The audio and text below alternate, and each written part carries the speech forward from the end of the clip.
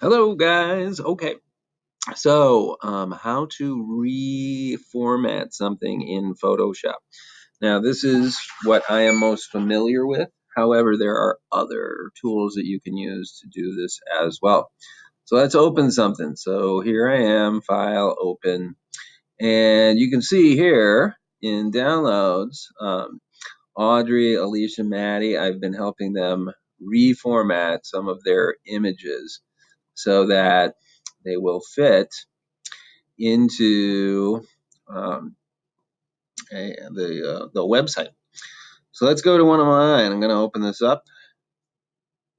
Oh, I'm in front of the little spot that I had to. So here we are, and I've played around with cropping this and getting the contrast to be the way that I want. So I know that all of that stuff is done already. If you're worried about how to do that, there are other videos in Canvas right now. Maybe I'll make a page where we link all the videos about this together so that you can go in and just kind of pick which one you need. But for today, if I go to image, okay, when I'm in image, I can go down here to where it says image size. If I click on image size, you can see this piece I just entered in the Fit and Show. And I happen to get in, by the way. So my work's going to be at the Fitness Center. You can see right now it is a 15 by 14 inch image with a resolution of 300 pixels per inch. So let's say I want to submit this to College Board. If I try to turn it in this way, it will not go in. It will be too large of an image.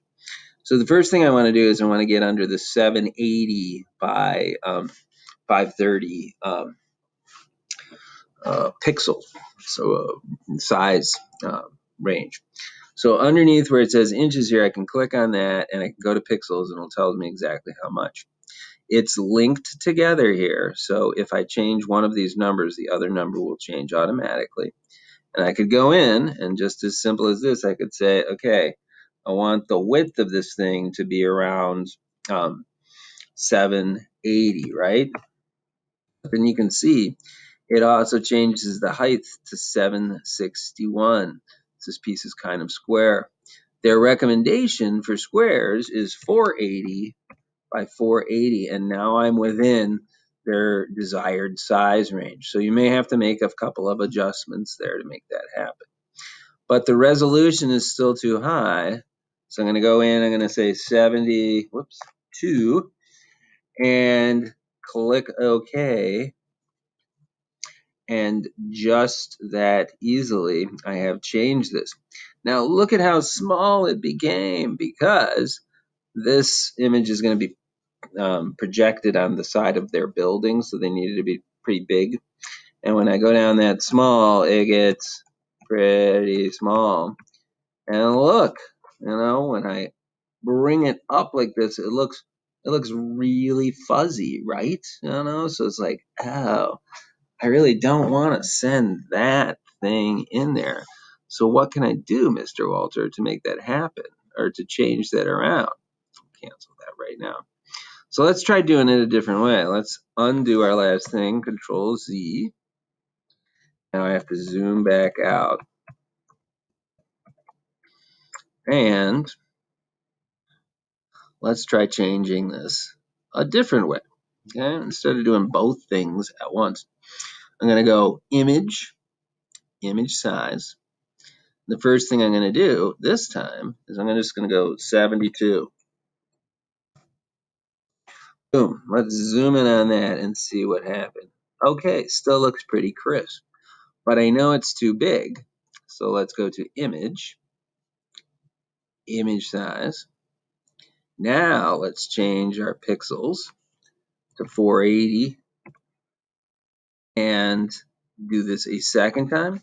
And when I do this twice instead of once like I just did, it's going to do the one thing making it a different resolution and then the size thing at a different time. If we go back and look at the tape, you're going to watch and you're going to see, oh, it got really fuzzy because of that, because you did the 72 after you changed the size.